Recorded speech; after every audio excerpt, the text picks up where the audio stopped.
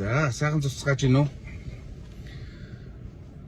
100 цаг зугаатай сайхан удирал эхэлсэн байна. Тэгээд одоо энэ 100 цагт бид нар чинь гэр бүлээрээ, найз нөхдүүдээрээ, хамаатан саднаараа орон нутагт ирэхдээ бол аялцгаадаг.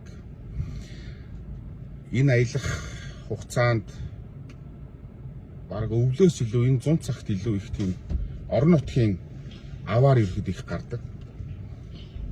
Тэгэхээр бид нар ирэхдээ бол орон нутагт явахдаа аял зугаалж явахдаа тэр дотроо бүр жолооны ард сууж байгаа хүмүүс маань их хариуцлагатай байх ёстой.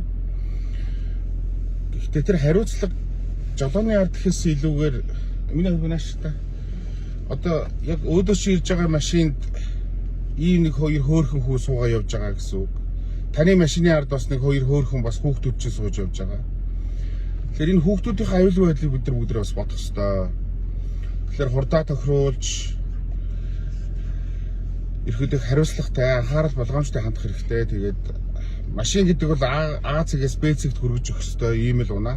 Гэхдээ та зэвсэг ирэхэд унж авсан гэдгийг бас мартаж болохгүй. Тэгэхээр ийм хөөрхөн үрсээ машиндаа суулгачаад эсвэл өөдөө чи ирж байгаа машинд чинь бас ийм хөөрхөн үрс сууж яваа. Тэгэхээр хариуцлагатай бүгд хандах ёстой. Тэгээд энэ зам бүгд чинь хаашаа явах вэ? Тэнгэрээ. Өмнө Баянлаа. За. Булганы бүрэг хангаа. Тий, одоо манай гэр бүлийн хувьд бол энэ зуны маршрут Булган аймгийн Бүргэнгаас орно. Өмнө Говь аймгийн Баянлаас орно. Ийм төлөвлөгөөтэй байгаа.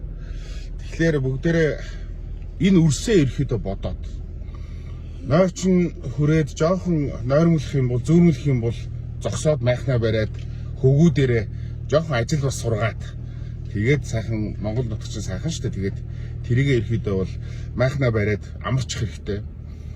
Гүйцэд төрүүлэх гэж битгий яар. Нар жаргахаас өмнө тэр газар хурдан очие гэж битгий давх. Тэгэхээр та нөгөө яасан хурдан ирээвэ биш. Сайн явж ирүү гэдэг Монгол хүний амны бэлэг байдаг. Тэгэхээр энийгээ бүгдээ бодох ёстой. Тэгээд бүгдээ ерөөдөө жоо хариуцлагатай хандаад энэ нэг цэцэг шиг үрсээ бас машин дотор чи яваа. Энэ аюулгүй байдлыг ирээдүг нь бүгдээ харьлах ёстой шүү гэдгийг бас та бүхэндээ уриалах гэсэн юм аа. Тэгээд миний хувьд хэлэх юм байгаа юм уу? Андуудаа битгий тавихаарай. Тий, андуудаа битгий тавихаарай гэж байгаа. Тий. Тэгээд гол нь бас нэг юм хэлэх гэсэн. Орон нутгийн замд нөгөө том машинууд их явдаг. Том машиныг ирэхдээ бол тэр чинь одоо бас нэг 40-50 км цагийн урттай ч явсан яваад байдаг. Тэрний ард бас ингээл дагаад яваад байгаа чи гэлдрээд яваад байгаа хэвээр өвгтэй байдаг. Тэгэхэд нөгөө гүйц төрүүлэх гэхээр нөгөө эсрэг урсгалаас ирэхдээ машин ирж байгаа энэ харагддаггүй.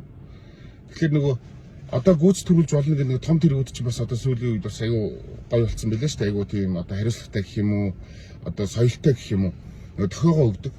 Тэгээ одоо гүйц төрүүлж болно, эсвэл одоо гүйц төрүүлж болохгүй шүү гэдэг тэр тохио өгдөг тэр том тэрэгний тээврийн жолооч ах нартаа, найз нартаа бүгдээр нь та бүхэнд бас аюух баярлдаг шүү. Та нар маань бол айгүй олон хүний амнасыг хамгаалж яваа шүү. Тэр таны ганц тэр дохионы ирчаак дарж байгаа тэр ерөөдөө үйлдэл чинь маш олон хүний амнасыг хамгаалж байгаа шүү гэдгийг бас та нарт хэлэх гэсэн. Тэгээд цэцэг шиг үрсээ сайхан амраацгаая. Эднэрээ бүгд хариуцлагатай 100 цагийг зугаатай өнгөрөөцгөөе.